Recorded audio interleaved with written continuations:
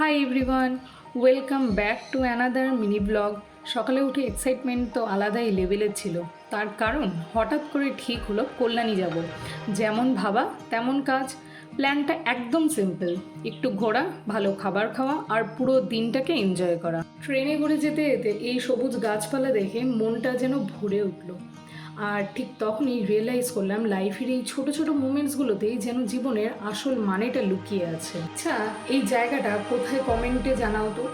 এরপর বেশ কিছুক্ষণ আমাদের গল্প চললো এখানে বসে। আমি এই জায়গাটার একটা ভিডিও করলাম। এই জায়গাটার সাথে আমাদের প্রচুর স্মৃতি জড়িয়ে আছে। আমরা যখন প্রথম কল্যাণীতে পড়তে আসি তখন থেকেই আমরা এই জায়গাটাকে চিনি। তোমরা কিন্তু কমেন্ট করতে ভুলবে না এই জায়গাটার নাম কি। আর এই যে এইখানে দেখো, আমার বান্ধবী আমার ভিডিওগুলো করে দিয়েছিল।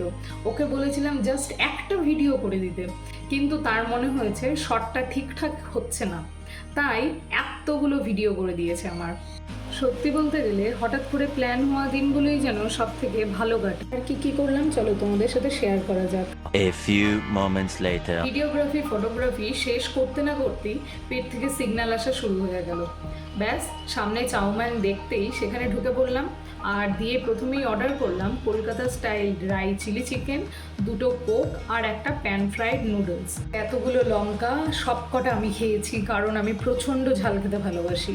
ড্রাই চিলি চিকেনটা এতটা ভালো ছিল যে আমরা আবারও যাব, কিন্তু প্যান ফ্রাইড নুডলস, ও মাই গড, এত সবজি যে যেন কান্না পেয়ে গেছিলো আমাদের। আমরা খেতে খেতেই মজা করে বলছিলাম এই রেসিপিটা নিশ্চয়ই কোনো মায়ের রেসিপি, যার বাচ্চা সবজি একেবারেই খেতে চাইতো না।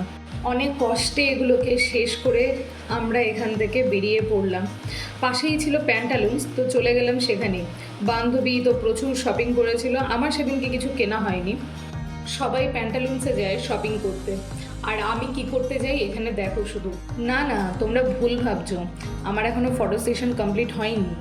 কেনাকাটা শেষ করে সামনেই ছিল বাস্কিন রবিন্স, তো সেখানে গিয়ে 2টো আইসক্রিম খেয়ে নিলাম। আর আইসক্রিম খাওয়ার পরে আর কি বাড়ি ফেরার পালা।